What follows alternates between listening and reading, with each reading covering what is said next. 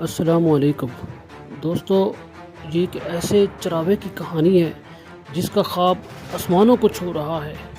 کسی گاؤں میں ایک غریب چراوا رہتا تھا جس کا نام سلیم تھا۔ سلیم کا خاندان بہت چھوٹا تھا، ماں، ایک چھوٹا بھائی اور وہ خود۔ غربت نے ان کے گھر میں کبھی خوشی کی روشنی نہ دیکھی تھی۔ سلیم دن بھر گاؤں کے باہر پہاڑوں میں بکریاں چراتا اور رات کو تھکا ہارا واپس آ جاتا، لیکن ایک چیز اسے دوسروں سے مختلف بناتی تھی، اس کے دل میں ایک خواب تھا۔ سلیم بچپن سے ہی پڑھنا چاہتا تھا مگر حالات نے اسے تعلیم سے دور رکھا۔ اس کے والد کا انتقال جلد ہو گیا تھا، اس لیے خاندان کی ذمہ داری اس کے کندھوں پر آ گئی تھی۔ مگر سلیم کا خواب نہ مرا نہ مدھم ہوا۔ وہ اپنے ساتھ ایک پرانی سی کتاب لے کر بکریاں چرانے جاتا اور جب بکریاں چرا رہی ہوتی تو وہ کتاب کھول کر پڑھتا۔ ایک دن گاؤں میں ایک سکول کے پرنسپل پہاڑی علاقے میں سیر کے لیے آیا۔ سلیم اسے نظر آیا جو ایک درخت کے نیچے بیٹھا بکریوں کی نگرانی کرتے ہوئے کتاب پڑھ رہا تھا۔ پرنسپل نے قریب آ کر پوچھا، بیٹا تم یہ کتاب کہاں سے لائے ہو؟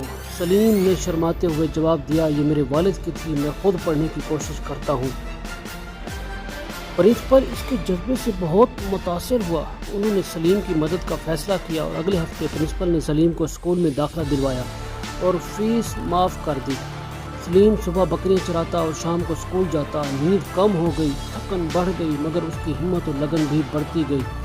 کئی سالوں کی محنت کے بعد سلیم نے میٹرک میں ٹاپ کیا، پورے ضلع میں اس کا نام آیا۔ اس کے بعد اس نے اسکالرشپ پر کالج میں داخلہ لیا اور پھر یونیورسٹی سے گریجویشن کی۔